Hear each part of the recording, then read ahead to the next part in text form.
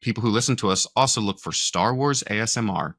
I don't know, but hey, there's our people. We love you, Star Wars ASMR listeners.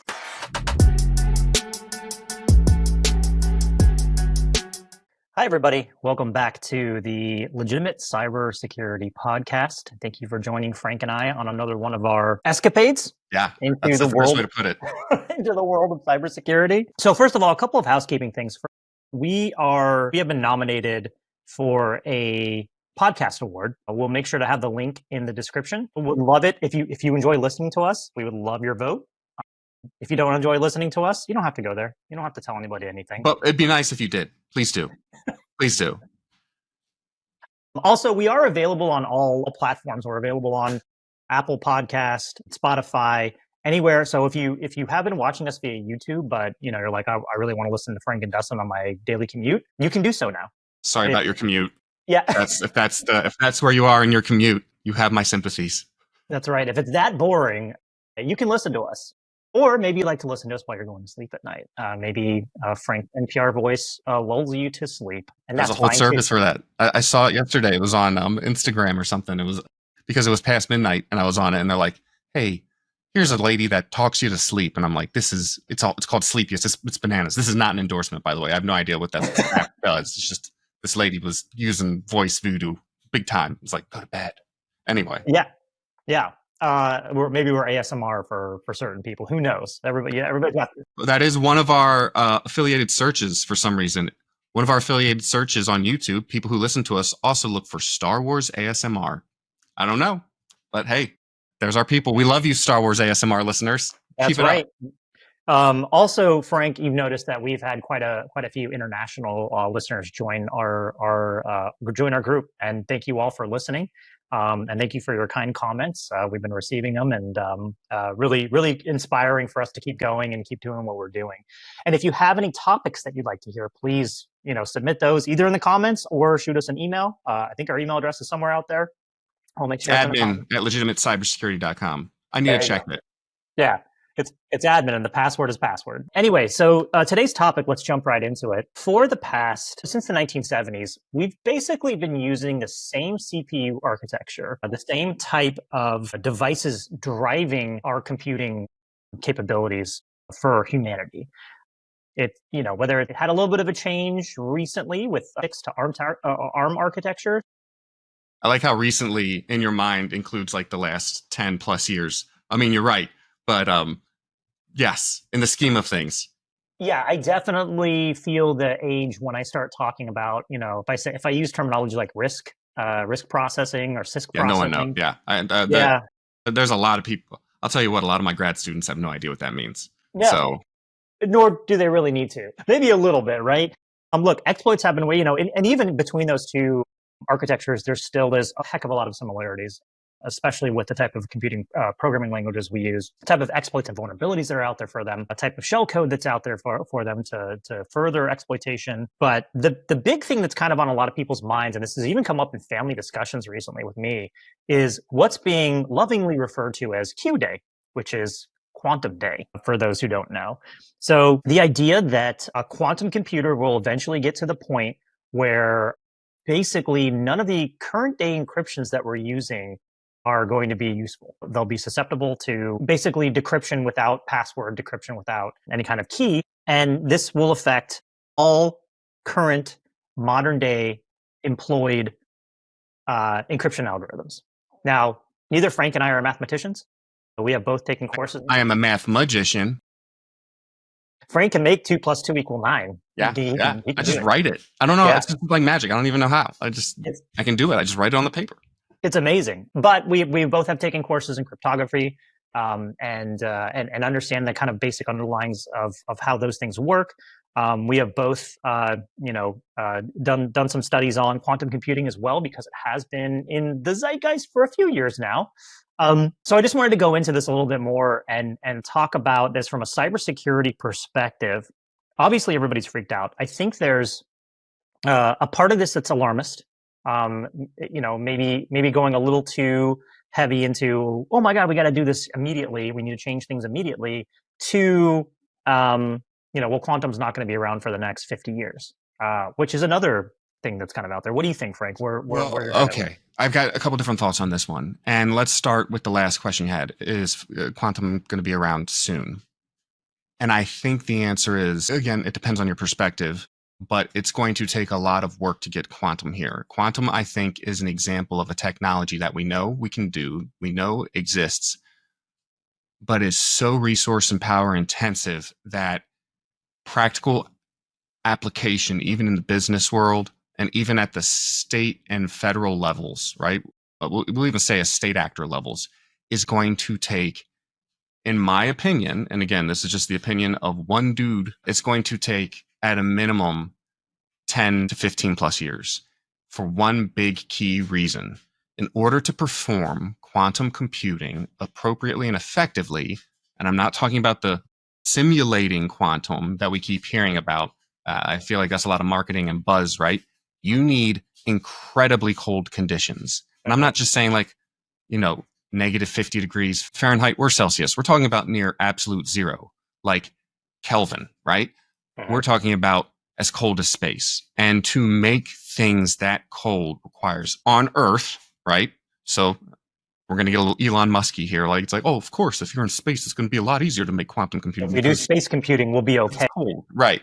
But all right. But here on space or here on Earth, gosh, yeah, with these wherever we are, space cadets that you're listening to right now, it is going to require some really dramatic advances in thermodynamics. We're going to have to either figure out how to come up with enough power to make extreme cooling easier, right, and more practical, or we're going to have to figure out a way to perform quantum computing, actual quantum computing, without it being that cold. I think we will eventually get there because I'm an optimist, right? I like your peg at 50 years because I think maybe within 50 years we have a chance at, we'll say, big business level implementation. Like we're talking then like big companies can afford it.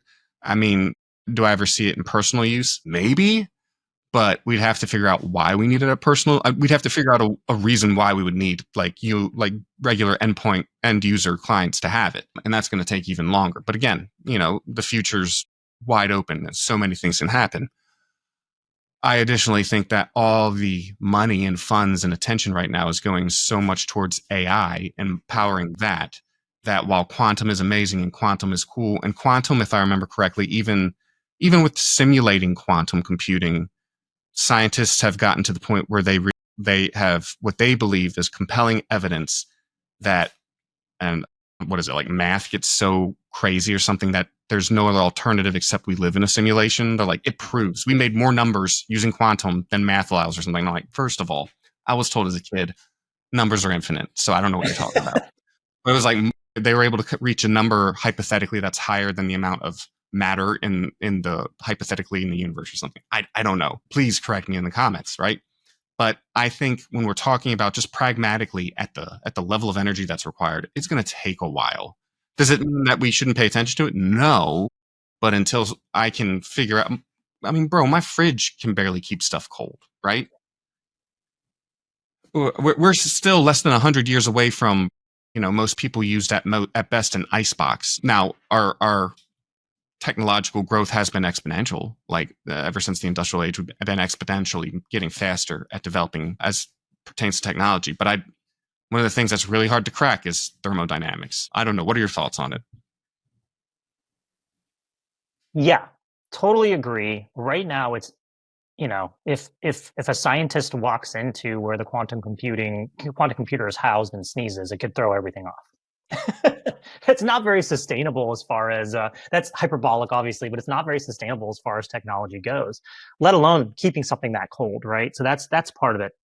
Not to say that not to say that there couldn't be a scientific breakthrough in where a scientist or somebody discovers a way to do quantum computing or quantum calculations at room temperature. It could totally happen, right? We're talking like fusion fission kind of ideas here, like where things could happen at room temperature. And if that's the case, then guess what? We no longer have that cooling issue, which means we no longer have that energy issue. The second part to what you said too, and this is why everybody's so freaked out. The idea, and we kind of mentioned this at the beginning, but the idea that quantum computing will break every current algorithm encryption algorithm, meaning that if you have a store of data somewhere out there on the internet, it's encrypted, or if somebody is currently collecting data that's encrypted and storing it somewhere, when quantum computing is eventually when we hit a particular critical mass of quantum computing or qubits that are able to run and they're able to break those encryptions, all of that information will be able to be read.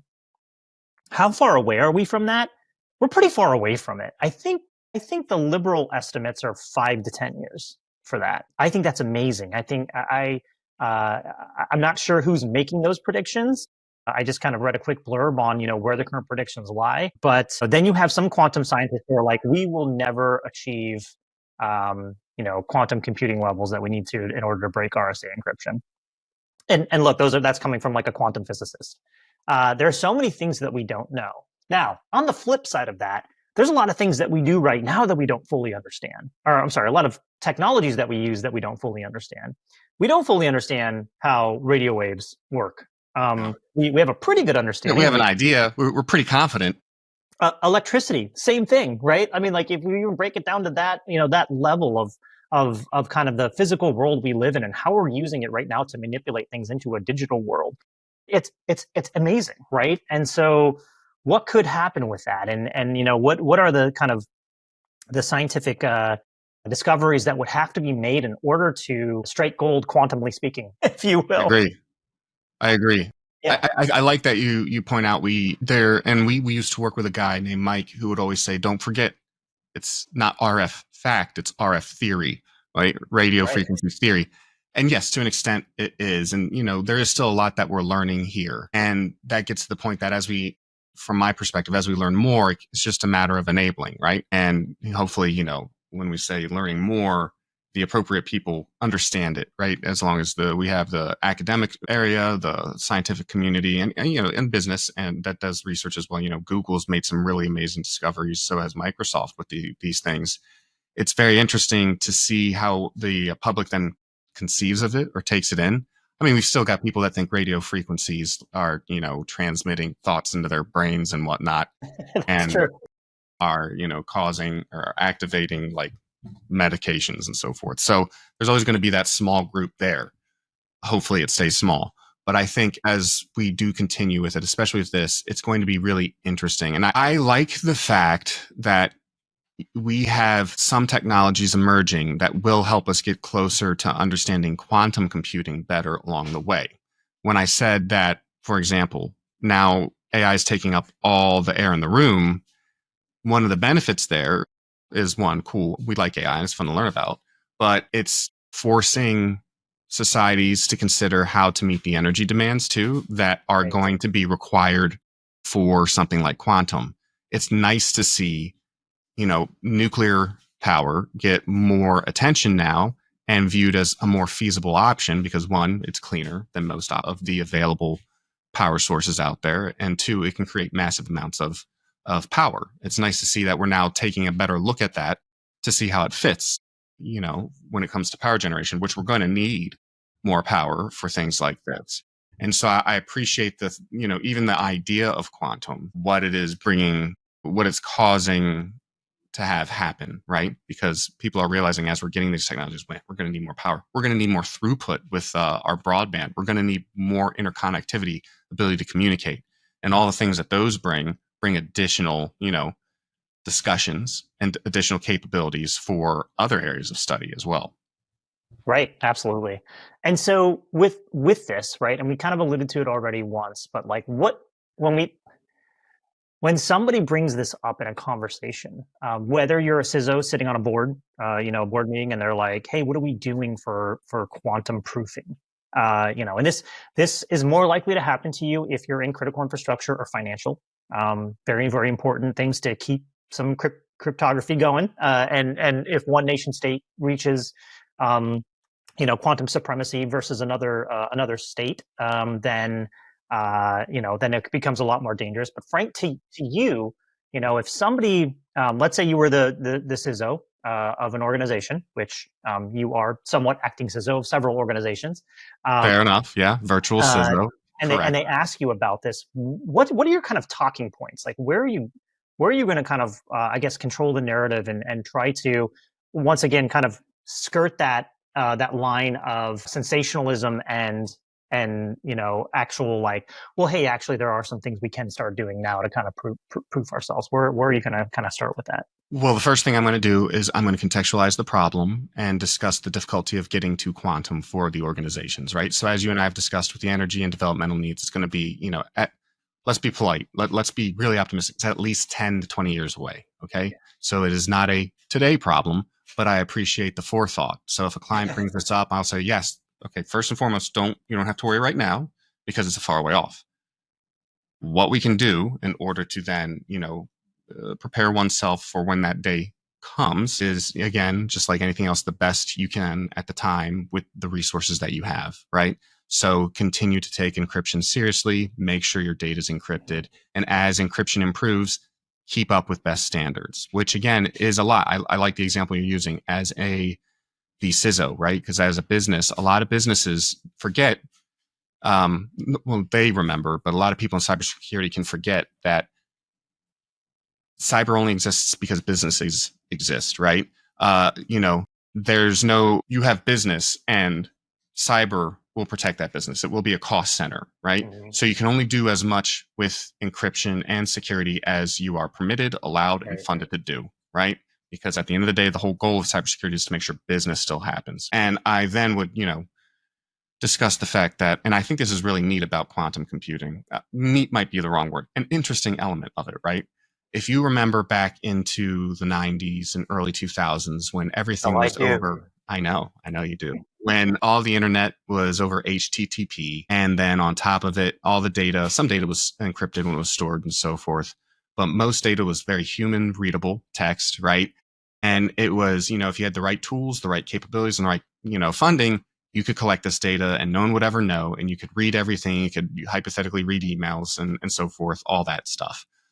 Quantum is probably going to, at some point, bring us back to that state. When I say that, it won't matter how much traditional encryption you have, people with the right resources and amount of monies and so forth. And we're talking at that point, nation states, et cetera, and so forth, are going to be able to potentially read things in clear text very easily. And then you'll have almost like a reset from where we were in the 90s where things will catch up, protection, but you're talking about a small subset of capability and people. And are they necessarily going to care what company X, Y, or Z is doing outside of the context of what they can and can't do? So that's how I would present it. So in the meantime, till we get to that point, which, there's not much to worry about now, just do best practices. And when that day does come, it's the same actors are going to have that initial access that everyone else did back in the 90s and early 2000s. And even then, there wasn't much you could do. So that's my perspective. What do you think? Yeah, I think in a recent survey, there's a couple of numbers here, and I wish I could remember them exactly, but it's something like 70% of financial organizations are concerned about Q-Day and when that's going to happen, right? 17% of them are actually proactively doing something about it. Good. You want to know why they're worried? Because it's because what they don't talk about. During the window I told you about, there was one of the greatest transfers of wealth that ever happened that no one talks about. Yeah. Banks lost so much money and there was no regulation in place for them to have to tell anybody. And so much money went to cyber criminals. There's so much fraud. There's so much action, and so much of it didn't go reported. So, and with it being electronic, I'm just saying people have capabilities to fudge things, but they have long memories. So I can guarantee you that's why, because they don't want that to happen again. Sorry, right. I interrupted you. Please continue. Well, no. And we have protections now, like Sarbanes-Oxley and GLBA. We have these like different protections for privacy and to protect people against fraud, right? And not reporting. And so that's a great point. Like if this does replay now, like it did in the 90s, there's going to be higher penalties involved with that. And so when this came up at a family event, somebody asked me like, what did you think about this? And I was like, you know what? It's funny is that not only did this come up at a family event, but a couple of weeks earlier, I was talking to some blockchain folks. Yeah, I can tell you this has never come up in any family event I've been a part of. My family is not discussing Q-Day. So very, very interesting. Please continue. During the blockchain discussion, it was pointed out to me that, NIST is working on quantum proof algorithms so that you can encrypt your data today and proof it against quantum decryption later. And I think that's my point, is prove it. We have an idea of what quantum will be capable But hey, of. Dustin, me too. You don't need NIST. Me too. I can for the low rate, and you know what? I'll do it cheaper too. There you go. Everybody, for all of your Q-Day proofing needs, please go to Frank There Downs. you go. He will be able to. The guy who can make 2 + 2 equal the math magician that you need. Yep. The guy who makes 2 + 2 9. There we the go. low price of like $2 million, and then Frank might then leave and go to his private island and never talk to anybody ever again. And Well, I don't think we're supposed to talk about private islands right now in today's climate. Oh, that's true. Yeah, sorry. I meant because you're rich, not because you're doing anything nefarious. A bit. My goodness. Yeah. Okay. Let's say a nice ranch. There we go. Sure. Yeah. Frank's going to be on a ranch in Montana. I have nothing to do with private islands. I promise. It used to be like a measurement of wealth, like if you had your own private island, but you're right. Well, in all fairness, they were wealthy, but you know. To be fair, yeah. Okay, let's get back on. Let's not go down that rabbit hole. And so, yeah, that's a great point, Frank, is prove it, right? And look, there are mathematicians, very smart people at NIST, very smart scientists who are working on this problem and trying to solve it. We still don't understand the full. It's kind of like, us trying to say, well, we can secure your network against attackers right now. Yeah, we can, but attackers can kind of always get through, right? There's always going to be the human element. There's always going to be a lot of other things that kind of go into this. So we don't really know the true implications of quantum computing and what it's actually going to be able to do as far as encryption, decryption, as far as attacks, as far as communications, as far as eavesdropping. I mean, there's so many things here that go into it. So the Chinese scientists, within the last 10 years, maybe 15 years, gosh, I'm getting old. They actually did the first quantum entanglement data transfer where they were, I think what happened is they had a entangled particle down here on Earth. They sent an entangled particle out to space. And then they changed its state, and of course, entangled particles change their state together, regardless of where they are in the universe. And it worked. And not only did it work, but it worked faster than the speed of light. So and we all saw it. We didn't just take their word for it. Yeah, that's right. That's a good point. If we're talking about quantum internet, then now all of a sudden you have faster than the speed of light data transfers. What does that mean? Where are we at now? Even if you are able to make these, future-proof, quantum-proof algorithms, how do we know that those are quantum-proof? And look, in the comment below, if you're a mathematician, you're like, I know exactly how that works. Yeah, please prove us wrong. Yeah, please. Eli 5 for sure on us for us on that. But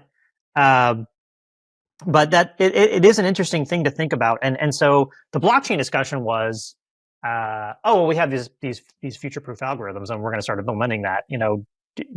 Aren't your current clients worried about it? And I'm like, no, my current clients are worried about securing their current infrastructure. Right. Exactly. There's enough problems out there with cybersecurity. I mean, I'm just happy if some of my clients know all their infrastructure at any given time. Right. That's what I mean, if we're going to be real pragmatic about it, I've worked with organizations in the past, and I don't, you can share your experience if you'd like to, but one of the things that consistently comes up is they don't even necessarily know what all their assets are. And then that's before we even talk about shadow tech, where people have just plugged in and done stuff with tech that was unapproved. It's when we're talking about capacity and able to even have awareness, we're not even fully there yet. When we can 3-body problem style send out a little qubit to go and find all of our assets and come back and report to us and tell them what they are, I'll be a little bit happier about. I did not expect you to bring up qubits and 3-body problem today, but yes. Especially when we can fold it and then unfold it to the size of an entire planet and wrap it all around. Yep. If you haven't seen that show or read, I think it's a book too. You haven't read the book. Yeah, then this makes no sense to you. And yeah, we are insane. There's a show out there. I think it's, is it Chinese originally? Yeah, it's originally a Chinese series of books. It's amazing. And it's one of the few sets of books that in a long time that have prompted me to consider fundamental beliefs of physics, space and time, and then think thoughts I never thought, not only that I've never thought before, but never would have thought to think, which I know sounds insane, but then go ahead and read these books or listen to them, or the show's fine. I'm not a huge fan of the show because of how they're pacing it, but it's phenomenal. Highly recommend. And to go into that, we're talking about things on a scientific level that Einstein labeled as spooky, right? He was like, I don't understand how. Official designation by Einstein, right? Einstein said it was spooky. There was another scientist. I can always forget his name. Very big in quantum science, but quantum theory. He said, if you think you understand Ant-Man. His quantum, name was Ant-Man. He went to the quantum realm. But please, go ahead. that's right. If you think you understand quantum mechanics, you don't understand quantum mechanics, right? Is basically, I'm definitely paraphrasing on that, but it's something along those lines, meaning that in a lot of ways, quantum things defy everything that we held true about our physical world to begin with. And look, this has happened a couple of times in physics, right? We had no physics, and then we had Newtonian physics, and then that was the kind of belief and the structure that we used for a really long time. Then we had Einsteinian physics. There's probably a lot more in between Newtonian and Einsteinian, but I'm just going to go with those two. And now we have quantum physics that's coming into play too, right? And again, there's probably a bunch of things in between Einsteinium. There's string theory. There's all kinds of other things that kind of go into this. And so again, these are all, like you said, theory. This is all theory, and we keep disproving previous, beliefs or previous theories.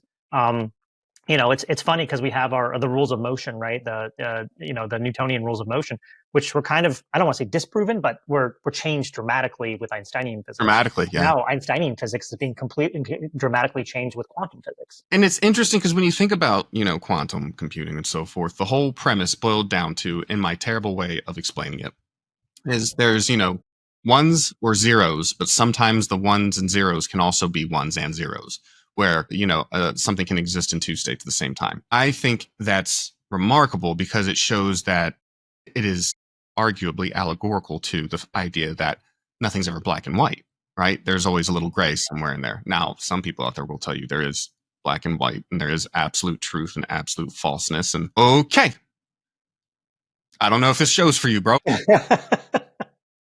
I think that as we do this additional discovery and learn these other things, the idea that, nothing's ever yes or no fully, and they can exist in also maybe yes and no, right, is phenomenal. I think it provides nuance. It allows for nuance. It allows for further discovery and discourse. I think it's phenomenal. Yeah, no, I think it's great. I think, just you're absolutely right. Even the Hollywood portrayals, I'm sure it drives some quantum physicists mad, like with how this is the quantum realm. And look, Bill Murray lives there.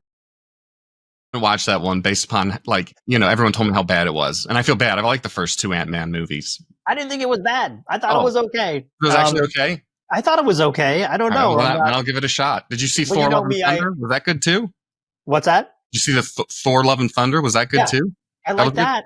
All right. Well, I'll try. Look, and you and I have talked about this before. We're going to go ahead and go on a tangent here. I like movies that other people do not like. And I like movies that the general public doesn't like. So even if it's got the Justice League, bro. So same. I know. Even if it's got a 30% on the tomato meter, I'm like, nah, this was a good movie. I don't know why everybody is hating on it so much. And look, it's not, you and I talk about this and we're like, one of my questions that I do like to ask, if there's a lull in conversation, I want a conversation starter.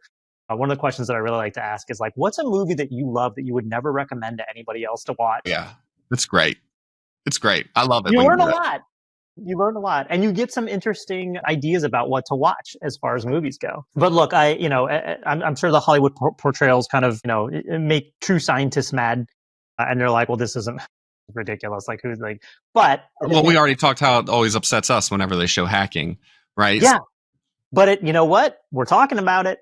We are. And they're talking about it. And so that's a very interesting thing to me in that, think about our kids, Frank, they're watching these movies as children. They're like, I want to go to the quantum realm. I want to be Ant-Man. And so they start learning more about physics and being like, oh, okay, well, that thing doesn't really exist, but I'm still really interested in STEM, right? That it gets them kind of interested in those kinds of things. For me, the movie Hackers was somewhat of a pivotal moment for me where I was like, I want to do that. That looks so cool. I want to be able to do that kind of stuff. I did watch it many times. Later coming to realize that, it's not really what it's all like. It's not like that. And that's okay. But the cyberpunk culture is cool. So yeah. And in a lot of ways, it was cool. Speaking of which, in that movie, Angelina Jolie's character does say that risk processing is going to change everything. I knew you would bring that up as soon as you brought up risk. She was right. That's one prediction. That's a futuristic prediction that movie made that was kind of correct, right? But look, and we see this all the time with science fiction bleeding into real life. Tablets in Star Trek. That was always kind of a thing. and then they became a thing in real life. We came up with these flat screen technologies, and now we're using that foldable LCD technology and LED technology. Same thing. I would be completely fine if we could live in Star Trek at this point. It'd be great because let's fast forward, guys. Come on, society. Let's just do that now. And that's a good point, and that's something you and I have talked about too. Where I'm like, I think like, oh, cool, we're getting all this technology just like Star Trek, and I'm like, but their society was like so much more like, they always talk about, remember the Great Civil War of 2300? The and I'm genetics like, war. They had the genes war and all that. That's how Khan got made and so in forth. The 90s? Yeah, 1990. Yeah. And then they did an episode in one of the last episodes of Strange New Worlds where they're like, look, other aliens we found, you're doing really great, but if you keep down this path, you're going to end up just like us. And look how bad it was. And they walk through all the terrible things that happened in Star Trek in order to get to Star Trek. And I'm like, oh, no. But that's the thought I have is I'm like, oh my God, we have so many more civil wars to go through and world wars to go through before we get to the level of society in which so many more aliens to tick off. Yep. Yeah, we got intergalactic wars to go through. We still got to deal with the Borg. We're like, it's just, man, this is just not looking good for us. Because bro, if the Borg showed up today, there would be a measure of the population that would be like, listen, let's hear them out, guys. Hold on. Yeah. Maybe. I mean, you don't become as advanced as the Borg without making some good choices, right? Maybe it is a more peaceful existence, and maybe that's worth it. But look, Hollywood aside, each kind of iteration of emerging technology, if you will, propels the next kind of iteration of it. So without cloud, AI would be garbage. I don't even know if it'd be around. It would just be like we would still call it what we used to call it, automation or emailing yourself your Word doc. That's what we would call it, right? Yeah. Did you email it to? I'll just email it to myself. There you go. And so, now with AI, is that going to help us expedite quantum or expedite whatever the next thing is? It might not be quantum. It might be something in between we just don't know about yet. But look, these things are getting faster. They can produce more data. They can help us with our mundane tasks, do cognitive offloading for us so we can focus on things like scientific development and innovation. There's a lot of things that these tools are being, are something that will help, increase our ability to get to the next level of technical evolution. And then the problem comes with what you and I just talked about, which is, but socially, where are we, right? AI, we've already seen the issues with AI and it being socially not correct. And that's a kind way of putting it. Yes. So cognizant. Yeah. Okay. Also fine, mathematically incorrect too. So whatever Grok Nazi was, right? Like whatever that guy was saying, like Grok Hitler. I'd really like to try Grok out and see how good it is if it weren't for the fact that it keeps ending up in the news for doing something terrible. Right. Yeah.